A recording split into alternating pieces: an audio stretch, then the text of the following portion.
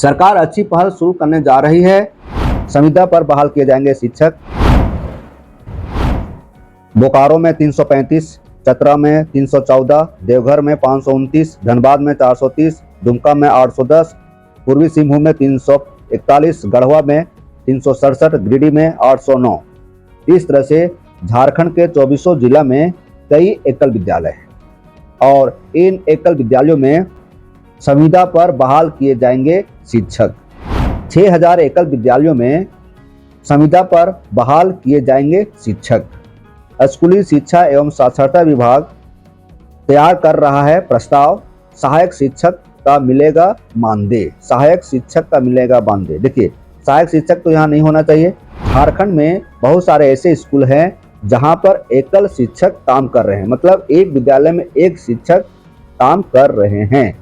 ऐसे स्थिति में शिक्षा व्यवस्था को सुधारने के उद्देश्य से स्कूली शिक्षा एवं साक्षरता विभाग तैयार कर रहा है प्रस्ताव और 6000 एकल विद्यालयों में संविदा पर बहाल किए जाएंगे शिक्षक।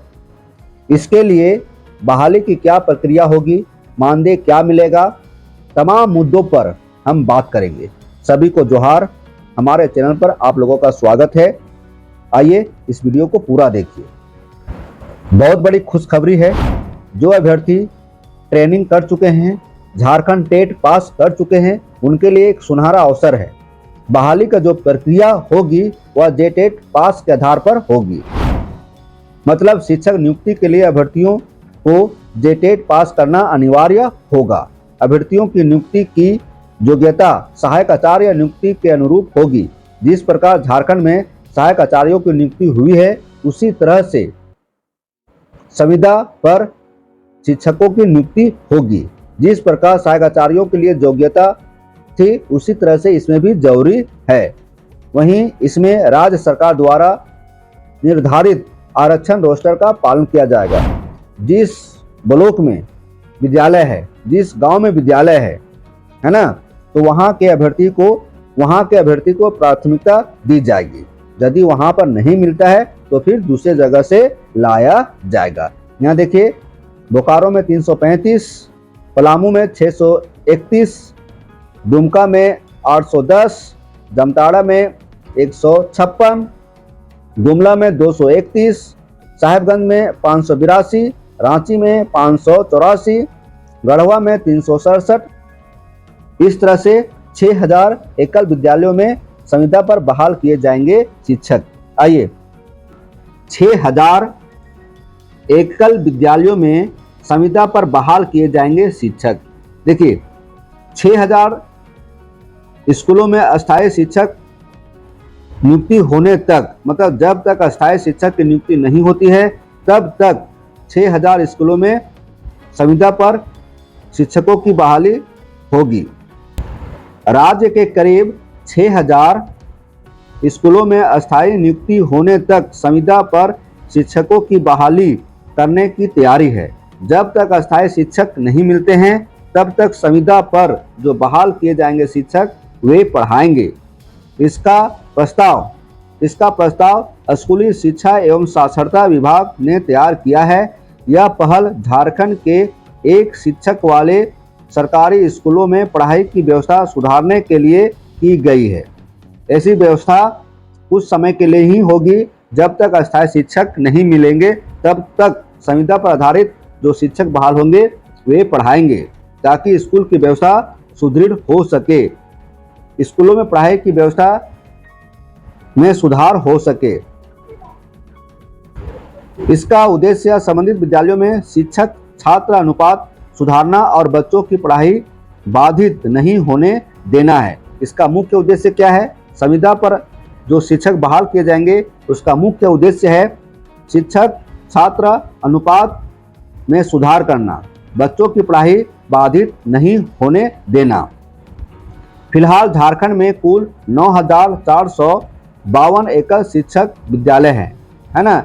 9452 एकल शिक्षक विद्यालय है। उसमें से 6000 एकल विद्यालय में शिक्षकों की बहाली होगी संविदा पर, ठीक है। 9452 में से 6000। तो यहाँ जानिए कि 9,452 एकल शिक्षक विद्यालय में पूर्ण रूप से क्यों नहीं बहाल हो रही है। तो बता दें आपको कि इन विद्यालयों में से लगभग 6,000 ऐसे विद्यालय हैं जिनमें 30 से अधिक विद्यार्थी हैं। मतलब 9,452 एकल शिक्षक विद्यालय में से 6,000 ऐसे स्कूल हैं जहां पर 30 से अधिक विद्यार्थी है। 30 से अधिक विद्यार्थी, नियम के अनुसार 30 पर एक शिक्षक होंगे, तो 30 से अधिक विद्यार्थी वाले स्कूलों में 2 शिक्षक होना जरूरी है। शिक्षकों की नियुक्ति केंद्रीय विद्यालय की तर्ज पर संविदा पर होगी। एक विद्यालय में 1 से लेकर अधिकतम 3 शिक्षक तक की नियुक्ति हो सकती है। एक विद्यालय में 1 से लेकर 3 शिक्षकों की नियुक्ति हो सकती है ना। इन शिक्षकों को भविष्य में होने वाली शिक्षकों की अस्थायी नियुक्ति में वेटेज भी दिया जा सकता है। देखिए, हो सकता है कि जब भविष्य में शिक्षकों की नियुक्ति होगी तो आपको वेटेज मिलेगा, है ना, तो दिया जा सकता है। विद्यालयों में संविदा पर नियुक्त होने वाले शिक्षकों का मानदेय सहायक अध्यापक के बराबर हो सकता है। सहायक अध्यापकों का मानदेय जितना मिलता है उसके अनुरूप दिया जा सकता है। 6-8 में भाषा, विज्ञान और सोशल साइंस का सहायक अध्यापक, तो मानदेय अलग अलग है। तो सभी का जितना भी मानदेय मिल रहा है, जिस कैटेगरी में है वे, उसी तरह से जो संविदा पर बहाल किए जाएंगे उनको भी मानदेय दिया जाएगा। ठीक है, तो बहाली की प्रक्रिया किस तरह से होगी ये बता देते हैं आपको। जेटेट पास करना होगा। यदि आप जेटेट पास हैं और आप संविदा पर बहाल होना चाहते हैं तो आपका ऑप्शन रहेगा, आप बहाल हो सकते हैं। देखिए, जेटेट पास होना अनिवार्य। शिक्षक नियुक्ति के लिए अभ्यर्थी का जेटेट पास करना अनिवार्य होगा। अभ्यर्थियों की नियुक्ति की योग्यता सहायक आचार्य नियुक्ति के अनुरूप होगी। जिस प्रकार सहायक आचार्य की नियुक्ति प्रक्रिया है उसी तरह से इसमें भी होगी, वही प्रक्रिया इसमें भी अपनाई जाएगी। वहीं इसमें राज्य सरकार द्वारा निर्धारित आरक्षण रोस्टर का पालन किया जाएगा। नियुक्ति की प्रक्रिया संबंधित विद्यालय स्तर से शुरू होगी। नियुक्ति की प्रक्रिया कहाँ से शुरू होगी? विद्यालय स्तर से। कहाँ से? विद्यालय स्तर से। विद्यालय जिस प्रखंड में स्थित होगा वहाँ के अभ्यर्थी को नियुक्ति प्रक्रिया में प्राथमिकता दी जाएगी। यदि उस ब्लॉक में कोई योग्य अभ्यर्थी नहीं मिलते हैं तो फिर दूसरे ब्लॉक से लिया जाएगा। ठीक है, और यदि ब्लॉक में नहीं मिला तो जिला से लिया जाएगा, है ना। इस तरह से नियुक्ति प्रक्रिया संपन्न होगी।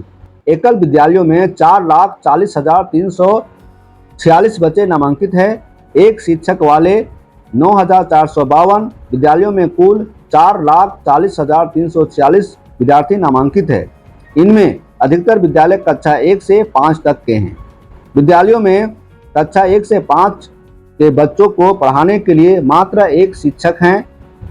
शिक्षक को पठन पाठन के साथ साथ मध्याह्न भोजन से लेकर अन्य गैर शैक्षणिक कार्य भी करना होता है। ठीक है, तो सरकार ने अच्छी पहल शुरू करने जा रही है। स्कूली शिक्षा एवं साक्षरता विभाग तैयार कर रहा है प्रस्ताव। सहायक अध्यापक का मिलेगा मानदेय। यहाँ पर सहायक अध्यापक होना चाहिए।